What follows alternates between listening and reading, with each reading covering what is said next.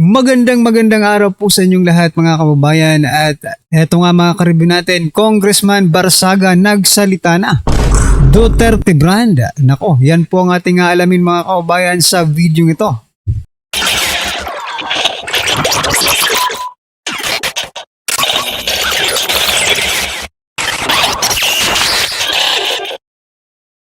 So ayan mga kababayan at eto nga nagsalita na po si Congressman Barsaga. Patungkol po ito sa trust rating ni Vice President Sara Duterte. 'Di ba kanina mga kababayan ay talagang binibira at hindi po makapaniwala itong si Claire Castro kung bakit mataas ang trust rating ni Vice President Sara Duterte. Ito po ang sabi dito ni Congressman Kiko Barsaga ng Cavite 4th District mga kababayan. Nananatiling mataas ang trust rating ni Vice President Sara Duterte dahil napatunayan na ang Duterte brand ng pamumuno ay epektibo sa pagbawas ng krimen, pagpapalakas ng turismo at pagpapalago ng ating ekonomiya. Ayan, palakpakan po natin. Grabe, ha? Sampal sa pagmumukha ni Claire Castro itong sinasabi dito ni Congressman Barsaga mga kababayan. Ito po ay napakalaking sampal sa kanila, di ba? Bakit hindi kasi nila matanggap sa kanilang sarili na napakalayo, di ba? Napakalayo po ng kanilang pamumuno sa pamumuno po ng Duterte. Wala pa po silang napatunayan ever since na nagsimula ang kanilang pamumuno, di ba? Ito po mga kababayan, basahin po natin ang ilan sa mga naging komento ng ating mga kababayan patungkol po dito sa sinasabi po ni Congressman Kiko Barsaga. Ayan mga karib, sabi po dito, feeling lang nila yan. It is known to all Filipinos if what is true. Ayan, yes, 100% po kayo. 100% tama po kayo, sabi po ni Calera Jr. Ayan sabi po dito, yes, 100% Sara kami. Tapos may nagsabi dito, ano yan, mind conditioning. Wala po sa pamumuno ng presidente or ng former president or ng mga Duterte ang mind conditioning. Sa inyo lang nauso yan Alam nyo kung sino po ang nagma-mind condition ng panahon nun ni former President Duterte?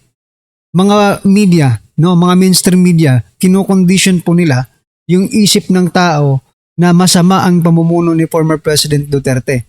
Pero kahit ganun pa man, nalabanan po yun ng social media, Kasi mga kababayan, bago po umalis ang ating presidente, nakakuha po siya ng positive 80, percent trust rating mga kababayan. Ibig sabihin, kahit patapos na ang kanyang panunungkulan, may tiwala pa rin po sa kanya ang taong bayan, Unlike ngayon sa presidente natin ngayon mga kababayan, hindi pa halos nga, di ba? Patapos pa lang ang kanyang termino, 2 taon pa, negatibo na ang kanyang trust rating. Kaya na sigurong may pinakababang trust rating mga kababayan sa kasaysayan ng mga presidente ng Pilipinas, di ba? Ayon naman po dito kay Isabel, totoo naman talaga. Di bali nang mamatay yung mga drug user at magnanakaw kaysa mamatay ang mga inosenteng tao. Correct. Diba? Tama po. Ayan, marami pong nagsasabi na tama. Sabi naman po dito ni Boyet, sorbi sa loob ng bahay nila sa Davao. Patawa ka meow at aw pala level up na. Are you sure? Sa Davao talaga yun? Mag-survey talaga ang SWS sa Davao? I think no Hindi po sila siguro mag-survey sa Davao kasi, di ba? Ang gusto nga nila ngayon, di ba, yung mga survey mga kababayan, ngayon lang to nagsibaliktaran na di ba? Kasi ang gusto nga nila, tumaas pa ang trust rating ni President Bongbong Marcos Jr. Kasi kaso lang, hindi na nila kaya ang sigaw ng taong bayan. Kaya ito, naglalabas na po sila ng mga ganitong survey result. Sabi po dito ni mataas ang rating sa bagsak. Anong bagsak? Tony Gutierrez, ayan Tony Gutierrez, ayan. Highlight ko po yung comment niya. Sabi niya, mataas ang rating sa bagsak. Ha ha ha. Are you sure? Nababasa mo ba yung mga reports, no? Yung mga result ng survey? Sino po bang bagsak? Ayan. Mhm. Wala yan, bayad yan. Ako hindi po ako naniniwalang bayad to ha. Itong SWE survey, bayad. Diba? Sabi po dito ni, maraming galit dito kay Vice President ha. Sabi to, PI, anong taas sinasabi mo? Bagsak na kayo. Huwag nyo pilitin na ayaw na namin ang mga tae. Ayan. Ang daming dito ang daming pro Marcos dito sa nagko-comment. Pero okay lang yan. It is their right, di ba? Para mag-comment, mga kaubayan. But anyway, sabi po dito, go laban, Duterte solid. Ayan, mga kaubayan. So, maging ganun ba man, mga kaubayan, we will all accept, no? All comments, no? Na manggagaling sa ating mga kaubayan. Kasi, entitled naman po sila na magkomento, no? Whether or not favoring to us, no? Sige, comment na kayo mga karibyo natin. Pero isingit po natin no, ang balitang ito mga kabayan kasi ito pong si Soto, sabi po dito sa balita, SP Soto nagtataka kung bakit siya lang ang sinampahan ng kaso sa Korte Suprema. Ayan. Kasi marami nga raw sila. Sabi po dito, ayon kay Soto, hihintayin niya muna ang opisyal na kopya ng petition para magbigay ng formal na sagot, no? So, nakita ko kasi doon mga kabayan na sa isang balita no na marami siyang pinangalanan si Carpio, 'di ba? Ang dami niyang dinadawit sa kaso niya. Sabi nga nandadamay pa si Soto. Anong pakialam natin sa sa nagkaso sa iyo? Ikaw lang ang gusto nilang kasuhan 'di ba? Ito po mga kabayan ay patungkol sa panghihimasok ni Soto dito po sa Supreme Court ruling no against doon po sa impeachment ni Vice President Sara Duterte. Isa lang pong naisip ko kasi lahat po ng pinangalanan doon ni Soto mga kabayan no ay mga abogado, former justices kaya siguro ikaw lang ang kinasuhan Soto kasi ikaw lang ang walang alam sa batas. Diba? Siya lang ang walang alam sa batas. Kaya siya lang ang kinasuhan. Yung mga sinasabi niya, like for example, si Carpio, di ba? Justice po yan. Associate Justice.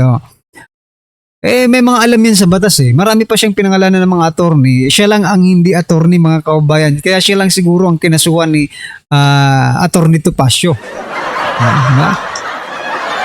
Basahin po natin ang ilan po sa mga naging komento ng ating mga kabayan. Sabi po dito, gagawa talaga ng paraan ng mga Dutae para malinis sa pwesto si Soto. Alam kasi nila na talagang ma-impeach na yung Inday Buyawak nila sa pagsisoto ang Senate President. You know what? Yun nga ang pagkakamali dito mga kabayan no? Wala naman kayong pakialam kung siya po ang Senate President. Ang problema lang, no? Kasi pagdating po ng impeachment, siya po ang maging presiding officer, no? Mga kabayan.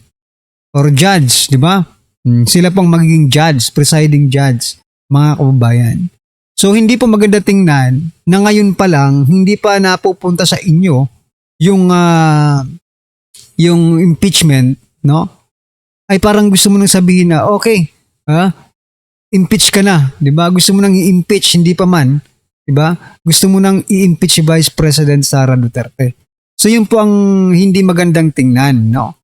Na daldal ka ng daldal, tapos ikaw pala ay magiging judge. So ngayon pa lang, hindi ka na fair, 'di ba? Bias ka na agad sa tingin ng taong bayan, no? Bakit hindi mo ginaya si Chis Escudero, 'di ba? Inantay muna nilang mapunta sa kanila bago sila nagdaldal ng daldal. Pinag-usapan. No? Kasi ngayon pa lang parang pre-judge na ni Soto, si VP Sara na impeach na. Pag pumunta yan dito, impeach ka na. Di ba? Anyway, ito pa sabi po dito ni Dong, bawat kahol may bayad. Oo nga eh. School bukol kasi. Ignorance of the law. Ayan no, ignorance of the law. Excuses no one. Kahit Senate President ka pa. Soto, hindi ka makakatakas sa batas. Ayan mga kababayan. Ano po ang inyong opinion patungkol po dito mga karibu natin? Just comment down below. Ayan, maraming salamat po. Please don't forget to like and subscribe. Maraming salamat po.